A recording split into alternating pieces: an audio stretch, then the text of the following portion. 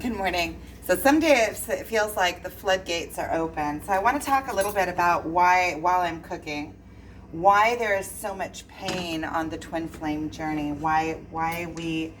There's so much pain in a spiritual awakening.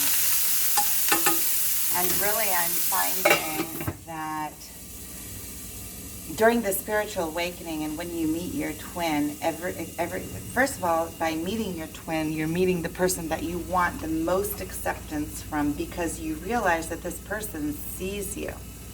This person sees you so intimately. I made this is from watermelon. So I made watermelon pickles from the green part in between the red and you make it just like you would make pickles. So with salt and all sorts of, I put in quite a bit of salt and all sorts of different spices and stuff. So I'm just shaking it up. I made them yesterday, so it should be about a week or a couple of weeks until they're ready. I just have them over here on the side of the counter every once in a while, shake them up. This is for my morning walk, figs for my morning walk. This is after I see. When they're natural, they naturally grown on the side of the mountain, they come in real small. So why is there so much pain on the twin flame journey? First of all, there's pain in letting go. There's pain in change. So all of our beliefs about ourselves, about who we are, everything comes out into the open. Everything, it's like all of the places that we have insecurities, all of the places that we have weaknesses, all of the places that we're not standing up in our full strength are being brought into the spotlight. Everything that we kind of have put under the rug and we don't even know what's under the rug, all of a sudden there's a spotlight on it because we meet this other being, this other person that is in the same life light as us, the same exact vibration as us, that we cannot, that we are completely, I want to say, like, see-through to them, where they can see right through us, also the places that we're not standing up. And it's just like we can see them. And the truth is, even though, even seeing them, we still love them and still want them, even with all want them in our lives. I mean, want them, yeah. Want them. That's that grasping energy. So this is that thing I made off of the mountain over there. The stuff off the mountain, the natural sage that I found. So the pain comes in because it's like everything becomes raw. We get down to our core beliefs, changing our core beliefs. So that is like, it's like weaning yourself from addiction, certain ways of thinking that you have always thought, that you have always, ways that you have let yourself have outs, your weaknesses, everything is magnetized, everything is out in the open. And you have to look at it too. So all of these things are coming to the surface, and that's also why the twin flame, connection is so difficult to make, is because each of the sides has that reflection. And in order to come together, you have to clear the vibration.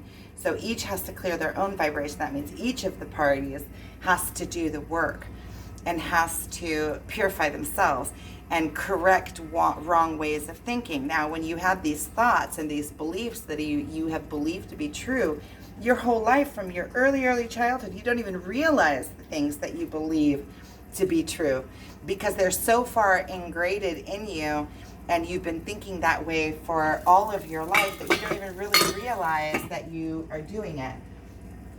These are chicken eggs from the yard from my parents'. These are, I don't eat the store-bought, not even the free chicken store-bought ones. That I don't know where they came from, because even those the chickens aren't really free. But here I even feed the chickens myself. I take all of the scraps of food. See, there's bread pieces, and all of this is organic, and it goes right back into the chickens. So the chickens are eating. That's really good.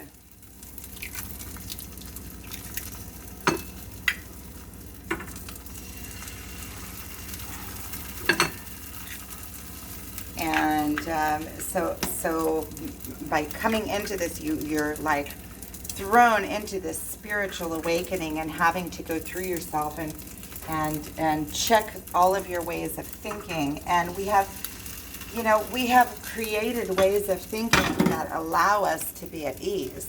We create patterns of thought that we base our whole lives on, these beliefs, and all of a sudden they're coming in and everything is being brought out into the open. And you have to reconsider if what you've believed and based your whole life on, it's so hot, if it's really true. This is salt from the Dead Sea that my twin gave me. I actually, it comes a little bit like in chunks. So it has all the sorts of minerals. It's from the lowest place. The Dead Sea is the lowest place on earth. So everything just runs into the Dead Sea and nothing runs out. It's the lowest place on earth. And so the Jordan River ends at the Dead Sea. And so from the Dead Sea, the only way that things get out, the water gets out of the Dead Sea is by, I love that, is by, and it has a flavor to it. So you can taste that it's from the Dead Sea. So it's full of minerals, all sorts of minerals, because everything just goes there and it collects there. That's why it's also like super salty. You can like find these big chunks of salt there, because everything from there, the water just evaporates. So whatever comes in as a way of nutrients and everything is washed out of the Galilee, washed all down into the Dead Sea, and that's the final spot. It doesn't go anywhere from there. So making change, it's just like clearing up addiction. There's a thought pattern that you're used to having. All of a sudden you're mirrored by your twin, and these thought patterns are brought out into the open, and your belief system, everything that you believed, everything that you based your life on, everything that your base core beliefs are shaken up. And now you have to go in and inspect and change your ways of thinking and correct yourself and purify yourself into right ways of thought. As the same thing like addiction, like smoking cigarettes. There's a path in your mind that wants that addiction. So when you quit smoking, or you quit having a pattern of thought, that the neurons that are in your mind that are used to firing together, are used to having this train of thought that has given you, stability, has given you a base to base your beliefs on. All of a sudden it's gone. And all of a sudden everything that you've built on top of those beliefs crumbles down to the ground.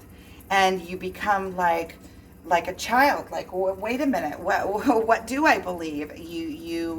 Everything is shaken, everything is brought to the surface, and you have to reconsider. It's like being born again. It's like being a child and having to reconsider everything that you've ever believed in your life. See how nice this turns out? I put in like cilantro and green onion. I think that's all the cilantro and green onion, and then those 3 little eggs, which they're like less than half size of the store-bought ones, but the yolk is more yellow, and they just taste better. And also you feel like you're eating something that is healthy, and you know where it came from, and you're supporting the life where it came from.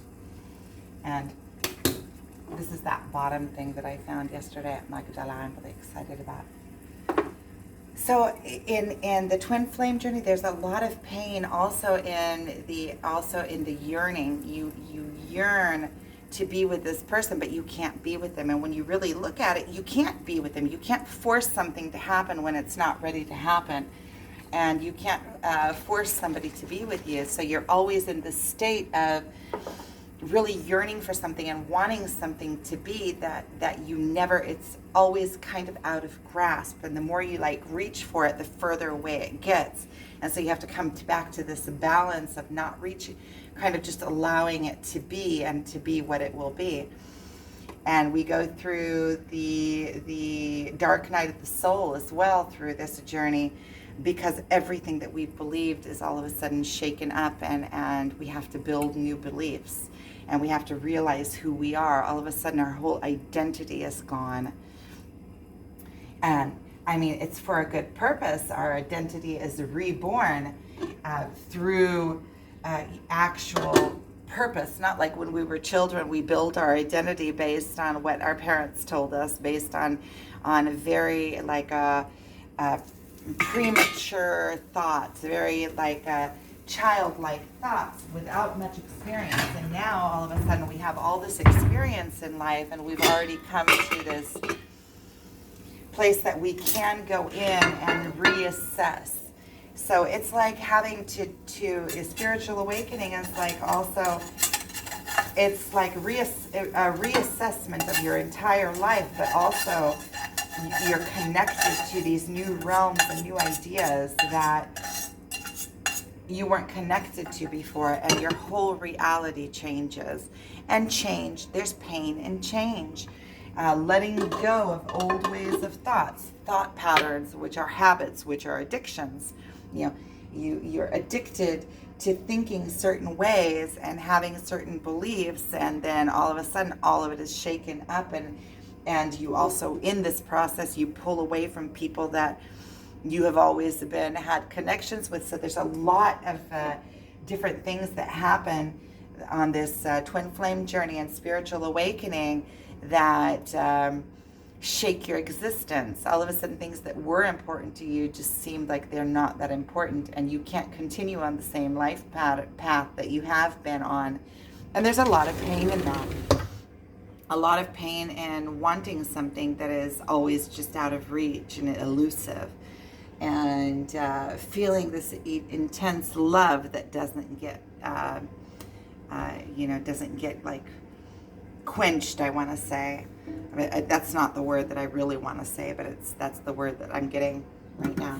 So that is a little bit on pain on this twin flame journey. That is inevitable. It's part of the process, going through all of your emotions, and the more pain you can endure, the more joy you can endure at the heights. So I'm going to go ahead and end this here. So thank you for watching. I really appreciate it. I'm going to go have breakfast and get this day rolling.